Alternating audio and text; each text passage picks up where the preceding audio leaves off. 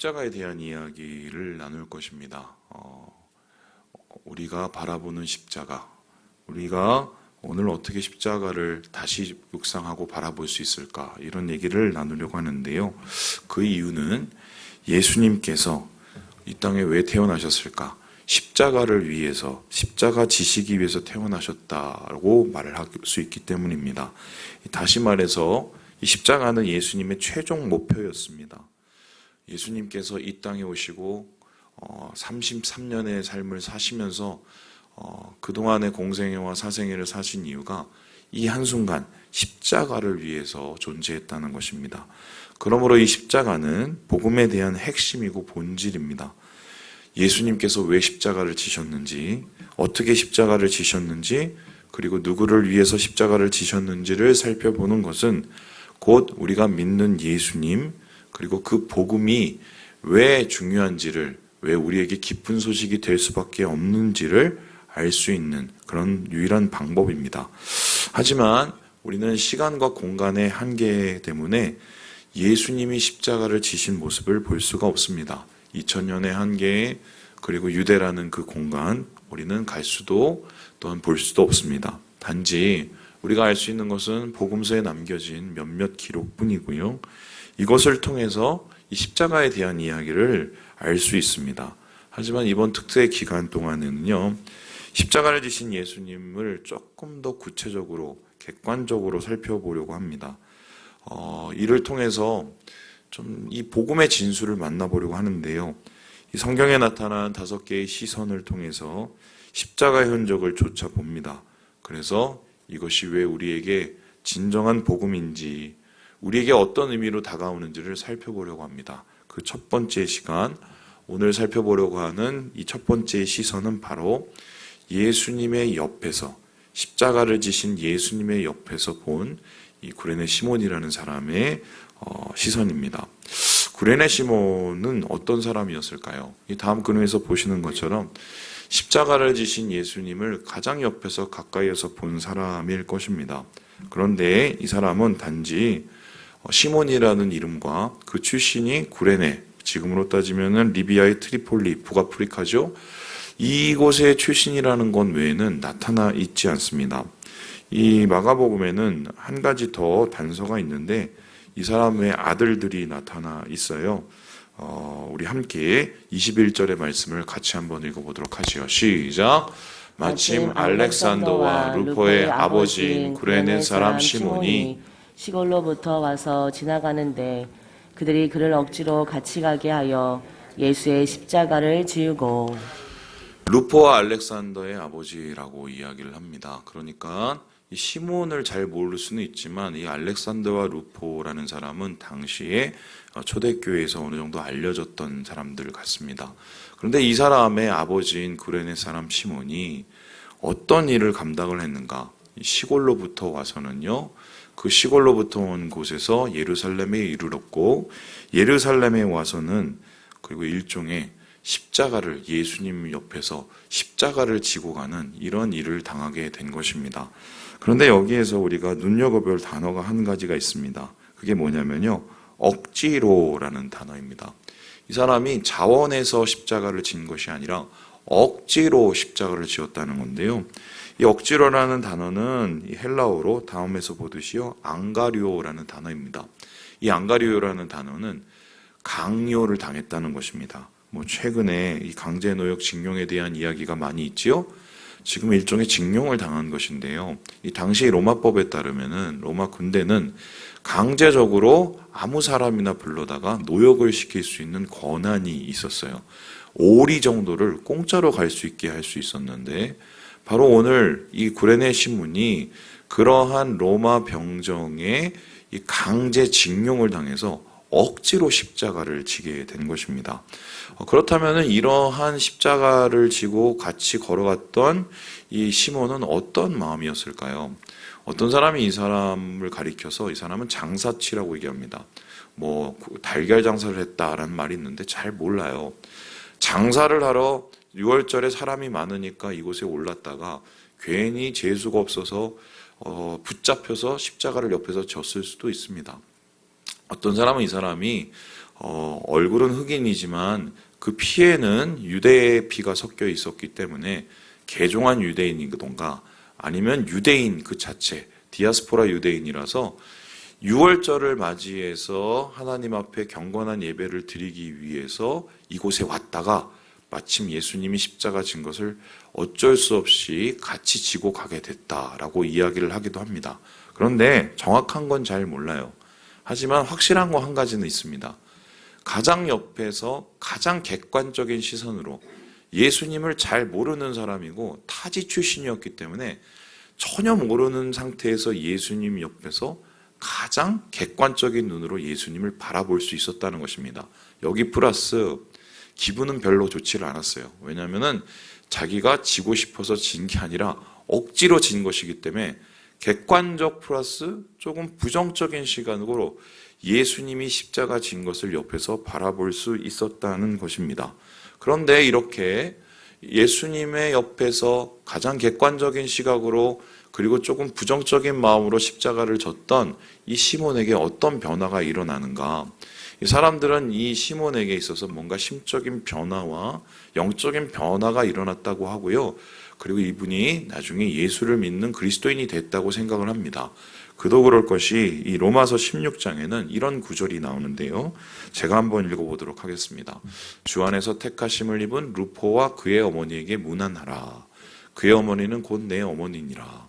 이 로마에 있는 루포라는 사람, 아까 보았던 이 시몬의 아들이죠. 근데 그 아들과 그의 어머니를 지금 바울이 굉장히 아끼고 사랑할 정도로 핵심적인 교인, 핵심적인 교회의 일원이 되었다는 것이죠. 그렇다면은 우리가 자연스럽게 우리가 추정해 볼 수 있는 것은 이 사람은 이 십자가를 옆에서 아주 객관적인 시선으로 본 이후에 몸과 마음의 변화가 일어나서 예수를 믿고 예수를 따르는 하나님의 제자가 되었다는 것입니다. 도대체 그렇다면 그에게 어떤 일이 일어났기에 심적으로 어떠한 변화가 일어났기에 그는 이러한 전혀 다른 영향과 결과를 맺게 되었을까요? 이를 위해서는 예수님이 지셨던 십자가를 조금 더 구체적으로 살펴볼 필요가 있습니다. 십자가는 이제 다음에서 보는 것 같이 세 가지의 유형으로 나누어집니다. 성 안토니가 가졌던 X자형 십자가가 있어요. X자형 십자가를 거꾸로 매달리기도 했죠. 그리고 T자형 십자가가 있습니다. 이 T자형은 뭐냐면요, 나무는 중간에 세로로 세워져 있고 올라갈 때는 이제 그 가로로 된 이 십자가를 지고 올라가서 그 위에 끼어서 올리는 방식의 십자가입니다. 예수님이 아마 지신 것으로 생각되는 십자가는 우리가 흔히 알고 있는 이 십자가 모양, 열십자형인데요. 만일에 예수님께서 이것을 전체를 다 지고 가셨다면 총 140kg를 지고 끌고 올라간 것이고요. 우리가 생각하는 저런 T자형 십자가를 지셨다면은 저 횡목인 60kg 정도를 이고 이 골고다 언덕으로 올라갔다는 것이죠. 그렇다면 엄청난 무게고요. 그리고 내리쬐는 태양과 이 사람들의 따가운 시선을 견뎌가면서 이 십자가를 지고 올라갔으면 그 육체의 이 체력은 바닥날 수밖에 없습니다. 더군다나 예수님의 경우는요, 여러분 아시는 것처럼 십자가에 오르시기 전에 엄청 두들겨 맞으셨어요. 그냥 맞으신 게 아니라 이 채찍, 그 채찍 끝에 갈고리가 달린 그 채찍으로 이 온몸이 파일 정도, 심지어 어떤 분들은 그렇게 얘기까지 하는데 정맥이 드러날 정도였다라고 얘기할 정도로 온목이 파일 정도로 얻어맞았습니다. 그러니 이미 몸은요, 반은 죽은 상태에서 이 십자가를 지신 거예요. 그렇다면은 육체적으로 바닥이 됐을 것이 분명하고 심리적으로 바닥이 됐을 것이 분명합니다. 뿐만 아니라 영적인 것도 여러분 정말 어려워 보면 아시지만 생각할 겨를이 없어요. 바닥이 드러납니다. 고난 속에서요. 사람들은 이렇게 밑바닥이 드러날 때 하는 행동은 보통 뭡니까? 우리 밑에 있는 정말 흙탕물 같은 것들이 올라오기 시작합니다. 그것 때문에 우리의 삶이 온통도 뿌얘지고 엉망진창이 되어가죠. 그 대표적인 예가 예수님과 함께 십자가를 같이 졌던 사람들이 있었어요. 두 강도였는데 이 두 강도가 자기가 이 십자가를 지면서 같이 십자가를 지고 온 동료잖아요. 어떻게 보면 그 동료를 향한, 이 예수님을 향한 이렇게 비난을 퍼붓습니다. 우리 함께 39절의 말씀을 같이 한번 읽어보도록 합시다. 시작.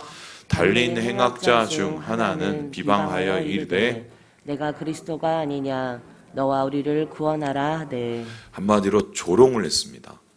자기도 같이 지금 고생을 하고 있으면서 자기가 고생하면 옆에 사람들이 같이 고생하는 게 보이기 마련인데 밑바닥까지 떨어져서 그럴 겨를조차 없었던 것이지요. 맨 마음속에 있는 가장 더러운 것들, 누구를 향한 미움, 증오, 그리고 누구를 향한 이 분노, 이러한 감정들이 차고 올라와서 한마디로 그 십자가 끝에 사람들은요, 자기의 가장 보이고 싶지 않은 더러운 모습을 보이는 게 일반적인 상황이었어요. 그런데 예수님께서는 어찌하셨습니까? 몸이 엉망이 되고, 그리고 마음이 엉망이 되고, 그리고 영적으로 가장 힘들었을 그때에 예수님께서 나타나신 행동은 전혀 생각 외였어요. 어떤 모습이었을까? 우리 함께 28절의 말씀 누가복음 읽어보도록 합니다. 시작.